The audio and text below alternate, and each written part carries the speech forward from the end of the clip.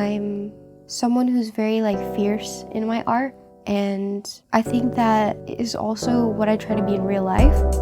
Coming over every night. If I'm doing something, I go full force because I'm fully convinced that if you don't believe in yourself, nobody else will. I really just found myself by sticking to what I love, which is music, and sticking to my identity and my truth. I'm very dreamy, I live in a very dream world in my work, but it's real still. I'm very honest, I feel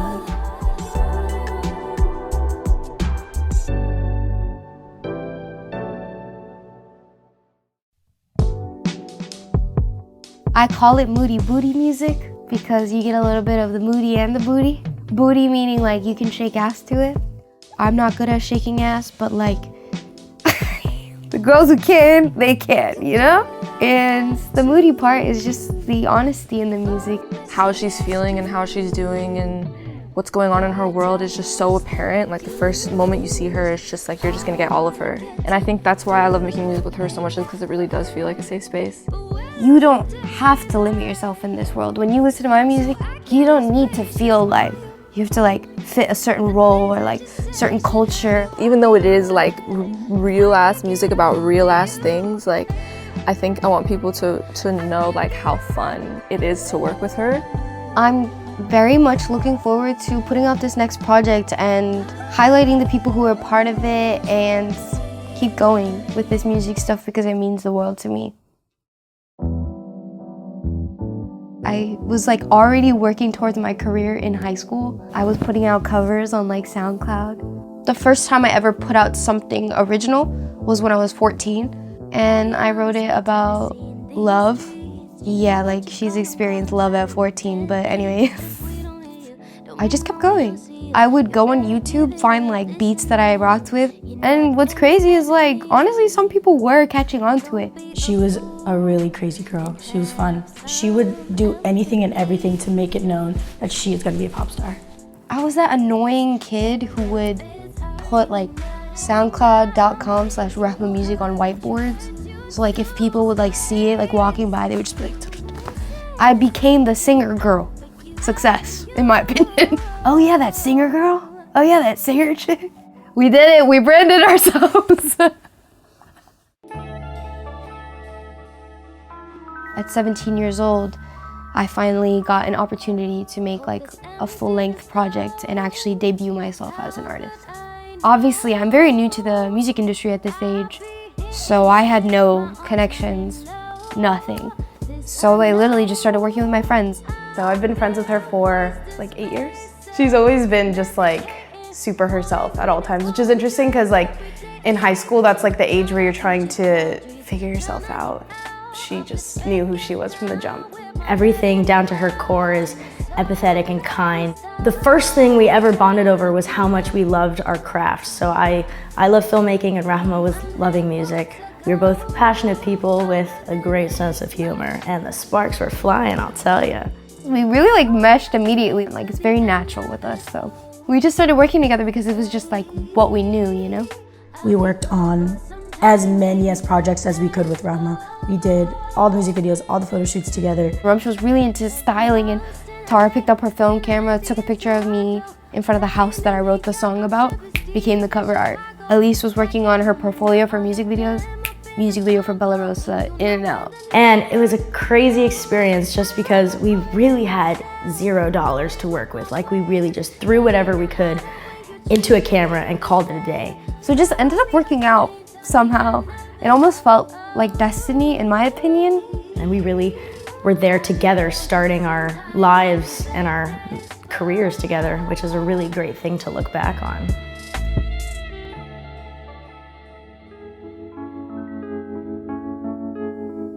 While I was in college, I was still commuting back and forth to Los Angeles because I didn't want to let go of any of the community that I had built here. We were living all over the map, and Rehma went away to Berkeley. We didn't see her for about a year. And afterwards, I think we all knew that we have a greater goal in mind. Literally, because we know we want to do this all together, we were let's force ourselves to live in a house where we do it every day. A house of people that were aligned creatively and artistically, and also just as people. As you saw like in the shoot, we kind of all just like meshed together. Like, they are great people to me, and like I hope that we can continue like cultivating ourselves. We're building Rehma's world. We're making it stronger, we're making it bigger, and we all know that we're aligned creatively to make it happen.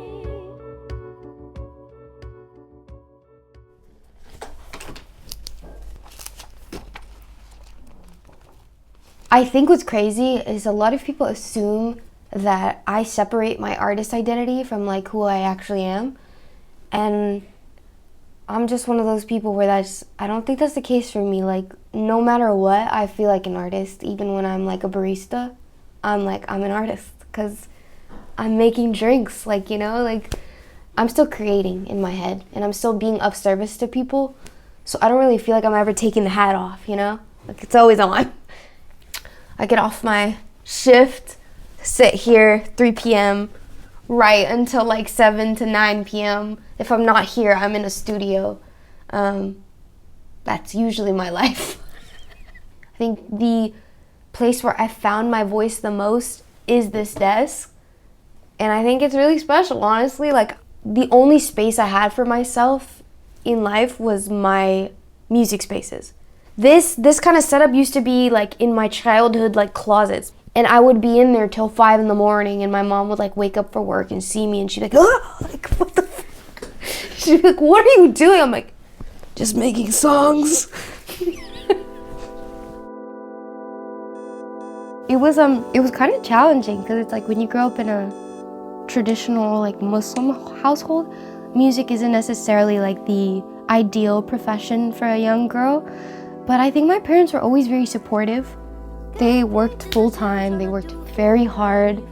Because they're immigrants, I feel like the disconnection is so real. Like, being a kid growing up in America and having immigrant parents, can you open up to your like parents emotionally about the things you're going through? Like, those kinds of things weren't the norm for me. So music was like the escape, you know, it's like go in my closet, start writing about it. To me, music is a tool for like healing, and it's one of my purposes. It was the outlet, it was the only friend I had. Back then, it was a lot about self-discovery as a young girl, and this next project, it's like stepping into womanhood almost, and understanding what it's like to have strength in yourself. A lot of the project I worked on with Ale, I think she sees me and I see her like beyond the music. We unite in just being young girls who are creative and outspoken and not afraid to live our truth. And because of that, being able to reflect it in the music is like slice of cake. So I feel good and I feel empowered, and I know that energy is going to translate beautifully for all the young girls who are listening.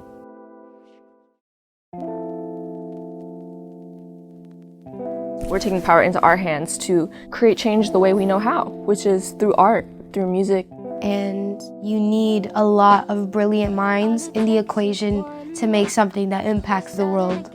We know that it's necessary to work hard in numbers, because then we can make things bigger than we could have ever imagined. Me, Rehma, is not Rehma without all of the beautiful people I surround myself with. We also become immersed like in the world she's creating. As much as it is intimate for her, she loves to share it. A new version of her that's like grown, healed, the most Rehma that she is. She works so hard and values real connection. I'm ready for her to blow up. Like, I'm waiting. We have a lot of gratitude for our journey so far and where we're going, because we all know that it's going to be an incredible one together. Community is a chance to do something great, but not only that, but a chance to inspire, to just grow as people and grow in our art. So I'm excited to share that.